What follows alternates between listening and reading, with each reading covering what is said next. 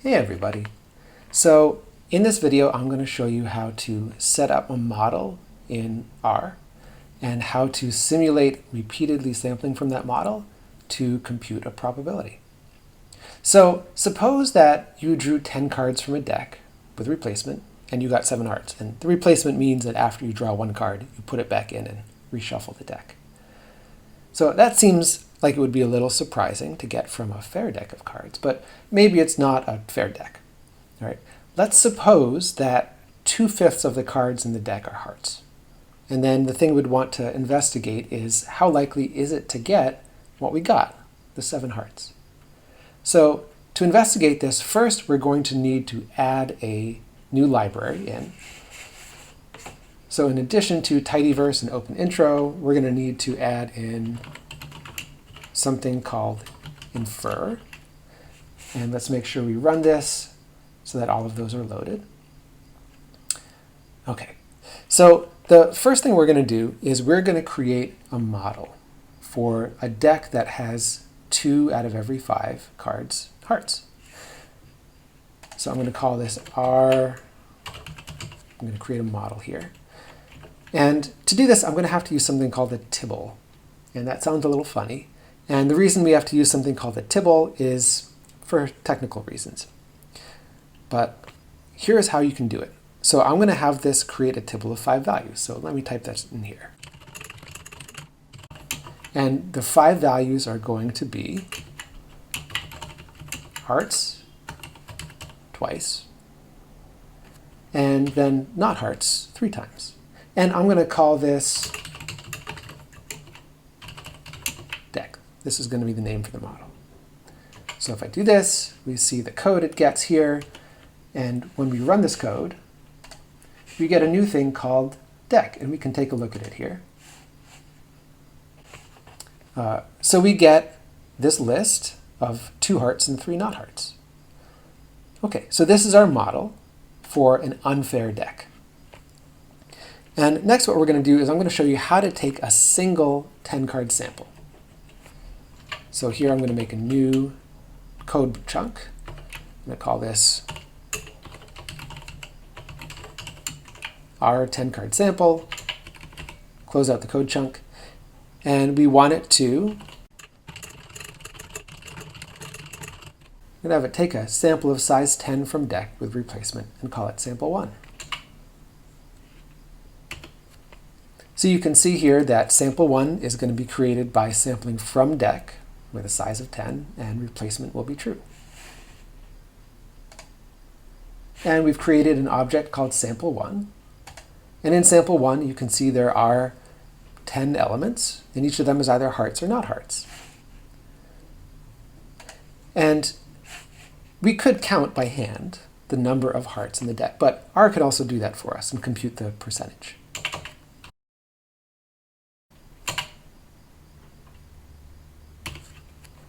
OK, so this should compute the proportion of hearts that were in sample 1.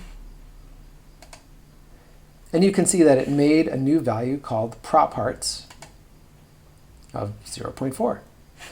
And if we run this again, sometimes we'll get 40% hearts. Sometimes we'll get 70% hearts. Sometimes we'll get 60% hearts, because we're taking a random sample with replacement from the deck.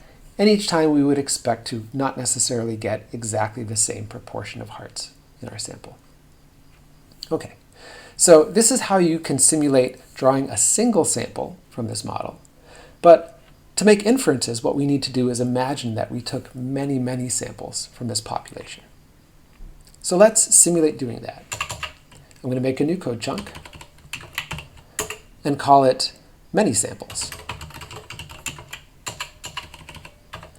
And I'm going to tell R to take, let's say, 1,000 samples of size 10 from deck with replacement. And let's call this samples 1,000. OK, so it's creating something called samples 1,000 by repeating 10,000. It should just be 1,000 repetitions of a size 10 with replacement true. It would be OK to also do 10,000. We run this, And now we can take a look at samples 1,000. And you can see here that there's two columns. The first column is called replicate. And replicate is just telling us which of the 1,000 samples it's referring to. So every time replicate says 1, the first 10 there, that was our first simulated sample. And we can count and we see that there's 4 hearts and 6 not hearts. So the first sample had 40% hearts. And if you look at the second sample, where the replicate is number 2, then there's 1, 2, 3, 4, again, 40% hearts. And of course, we don't want to have to do that by hand. It would be nice if R could do that for us. So let's add in a little bit more here. Let's compute the proportion of hearts in each sample, and we'll call it prop hearts 1,000. Okay, and let's see what this gives us. So now this is giving us a new thing called prop hearts 1,000. Let's take a look at that. And here we can see that in the first replicate, it was 30% hearts. In the second one, it was 40. In the third, it was 30 again. And that's a little different from what we saw before because we actually regenerated those 1,000 samples by running this code. Okay, now what we'd like to do is see if there's any patterns in these data. And of course, a great first way to look for patterns is to make a graph. So let's do that. I'm going to make a dot plot. And let's make a dot plot of prop hearts 1,000.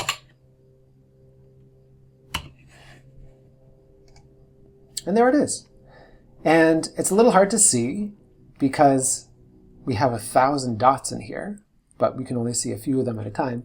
Now I'm going to adjust the bin width. That'll shrink the dots down. And still, we can't quite see all of them.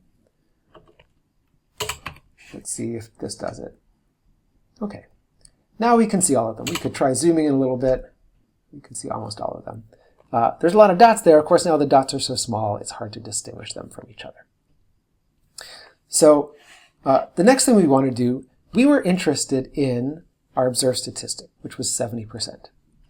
So what I'm going to do now is make a dot plot that highlights that observed statistic and also other statistics that would be even further away from what we might expect to get. And of course, what we expect to get here, and you can see it in the dot plot, is that since our model for the deck had 2 out of 5, or 40% hearts, we would expect that the most common occurrence would be right along here, 40% hearts. But of course, due to sampling variation, sometimes a 10-card sample will have 50, or 60, or 70, or 80% hearts. So let's highlight some dots on the graph to demonstrate that.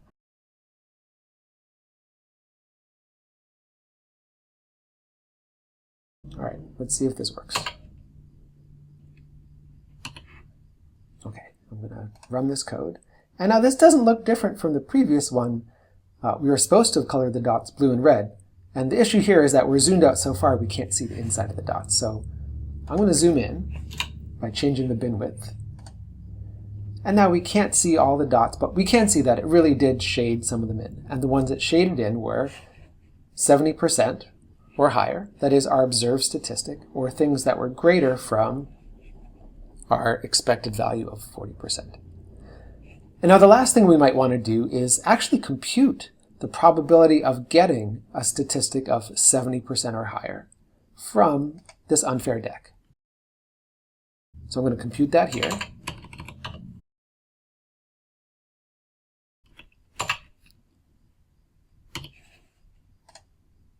And that percentage was 6.2%. So this is saying that when we simulated sampling many, in this case 1,000 sets of 10 cards from our unfair deck with replacement, then the probability of getting 70% or more hearts in a 10-card sample was 6.2%. And that percentage would change if we reran everything and did another simulated sample. But if we started to use more than 1,000 samples, say 10 or 100,000, then that number would start to stabilize.